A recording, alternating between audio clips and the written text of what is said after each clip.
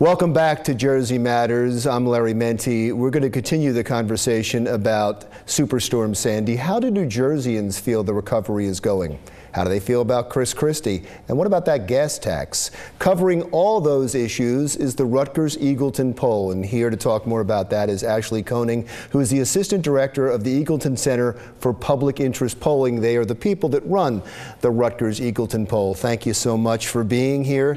Let's start with Superstorm Sandy. How do New Jerseyans feel the recovery is going? You know, we see a little bit of an improvement. We see some positive news, but we still see that there is some progress that needs to be made. 54% of New Jerseyans now say that life is still not back to normal yet, but this is down from the last time we polled a year and a half ago. But still, this is over half of the state saying life is just not the same as before Hurricane Sandy. It's interesting because I think the lack of improvement, the fact that so many people are out of their homes, has been heavily covered in New Jersey. Very much so. I would think that if you did the same poll nationally, you wouldn't get those numbers because it hasn't been covered nationally. I'm sure, yeah, and exactly like you said, I think because the media has had such a focus on homeowners and damage still persisting down the shore, what we see is that New Jerseyans are much more likely to give stronger ratings. We asked them a 1 out of 10 to rate different geographic and economic areas regarding Superstorm Sandy, and they give much higher ratings to things like businesses, tourism in general, the state in general, but much less likely to give positive ratings to things like homeowners who still are suffering from damage, as well as the shore region itself. You know, the polls don't always reflect reality, but I think in this case they really do. I think New Jerseyans are pretty in tune to what's going on with Superstorm Sandy and the recovery. Let's talk about Chris Christie. He has not been able to get any traction whatsoever nationally. How's he doing in New Jersey? Well, you know, it's more of the same. New Jersey voters are kind of very much souring on the governor, quite disgusted on the governor. He actually, besides not making the next debate on Fox News, he actually had a somewhat good week in terms of 2016, in terms of polling, in terms of the video that went viral regarding drug addiction.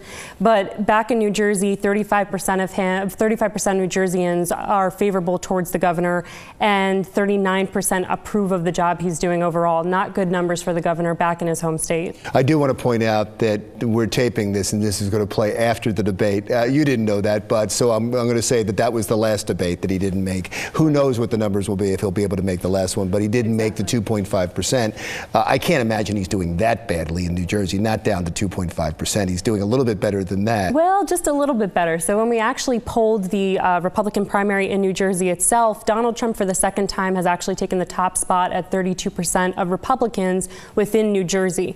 Christie, although, has dropped down to tying with Carly Fiorina and Jeb Bush in this three-way tie around 5th place. In New Jersey? In New Jersey. This is in New Jersey with the voters that are supposed to know him best, his own party base who's supposed to know him best. Did you poll why?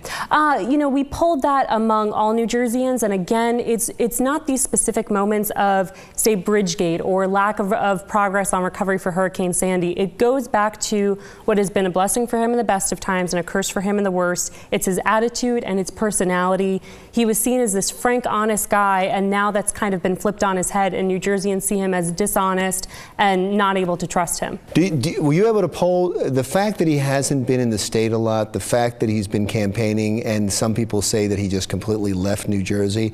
Has that hurt him?